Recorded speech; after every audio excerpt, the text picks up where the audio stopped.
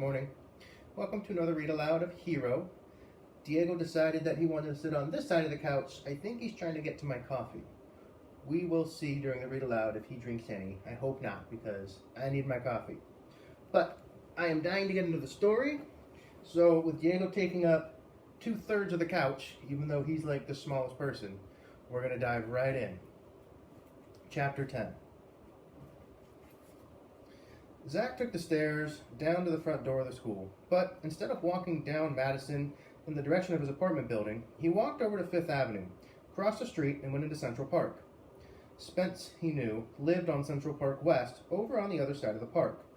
Spence had proudly pointed out the building one day last spring when their class had taken the short bus ride over to the west side, a field trip to see some tall ships cruising their way down the Hudson River.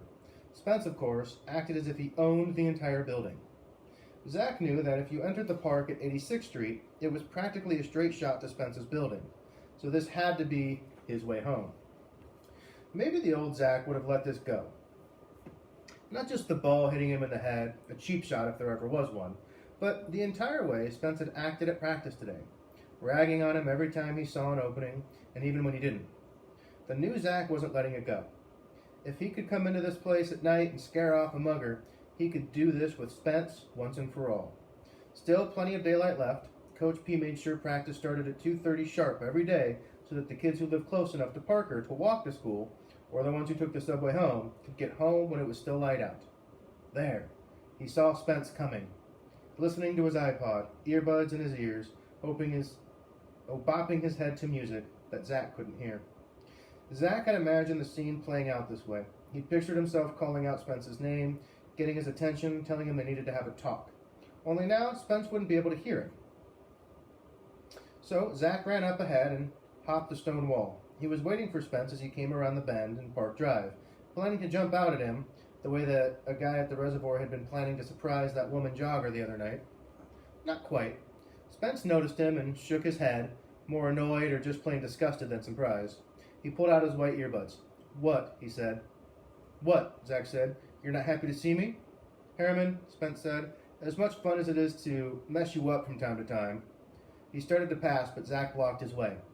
"Time to time?" Zach said, trying to grin as Spence grinned back at him. "Don't you mean all the time, Spence?" "I don't have time for this today. My mom is waiting for me at home.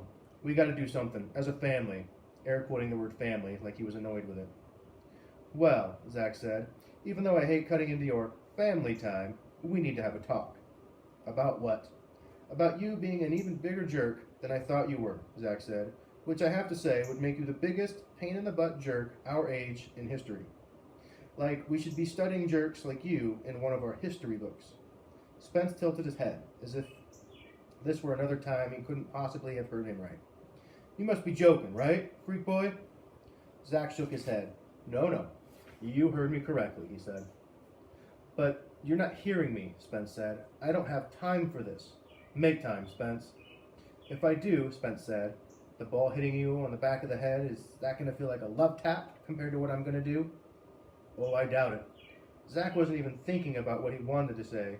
The words just kept coming out like he was the coolest, toughest guy in the park. "Okay then," Spence said, shrugging. "Let's do this." "Let's." Zach turned and hopped back over the wall, leading the way.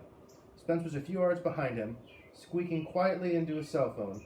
Zach hearing him tell somebody that he was 10 minutes away. Swear.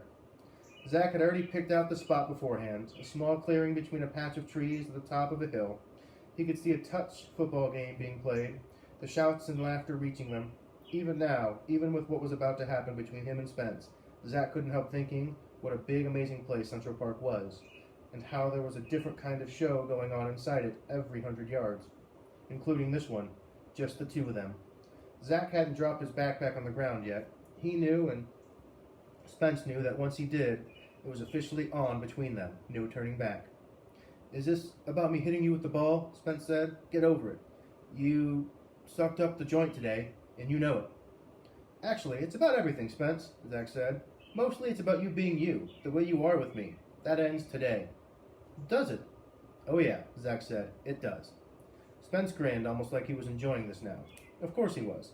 No way he wanted to change the way things were between them. He enjoyed torturing Zack way too much for that. Who's going to make it end? I am, Zack said. Zack shrugged off his backpack and let it drop to the ground. As he did, almost in the same motion, he turned and started to throw the first punch he had ever thrown at another person his entire life. He threw it like this one punch could take out all the bads at once because, let's face it, if he was looking to put a face on them, Spence's would sure do. He hit nothing but air, and then the air was coming out of him. It turned out Spence wasn't looking to have a fist fight with him or fight by Zack's rules, that he hadn't even needed to throw a punch. Nope, Spence, the football player, had dropped his shoulder and drove him, making him, Zack, feel as if his insides were exploding. As soon as he'd opened up to throw his punch, he was as defenseless as a quarterback was in football, right after he released the ball. And Spence was the same star linebacker he was for the Parker School, driving Zack back and taking him down. Nothing to break Zack's fall. As he went down hard into the grass and dirt, his head hitting first, Spence had been right about one thing. The basketball hitting him did feel like a love tap now. There was no chance for Zack to fight back because he couldn't even breathe. Spence was on top of him, his knee planted firmly into his stomach. You wanted to have a fight, Spence said. He was breathing heavily, his face red, eyes big. Well, now we're having a fight. He grabbed the front of Zack's hoodie and then slammed him back into the ground. How do you think the judges are scoring it so far? Spence said. Spence pulled back his fist now, ready to end this with one punch of his own. And that's when his cell phone went off. The ringtone was a rap song, one Zack didn't recognize, but it stopped Spence and made him look at his clenched fist, frozen there in midair. Slowly, he pulled his hand down and reached for his phone, looked to see who was calling. Answered it, nodded as he heard the voice on the other end of the call. Mom, he said, I'm practically just crossing the street. Even a bully like Spence was somebody's kid. He didn't punch Zack when he snapped the phone shut, just picked him up, dropping him this time the way you drop dirty clothes. Get up and stood over him. Gotta ask you something, Herman, he said. You sure he was your dad? Saving the hardest hit for last. Wow. I don't like that they're fighting like that. I really hope they can figure some stuff out. Wow, our next chapter looks to be like a nice long chapter for us. Tomorrow we're going to find out why Spence, I think, we're going to find out why Spence is able to control himself so much and maybe why Zack isn't. But fighting is never the answer and never the solution, so I hope they figure out something better. I'll see you tomorrow.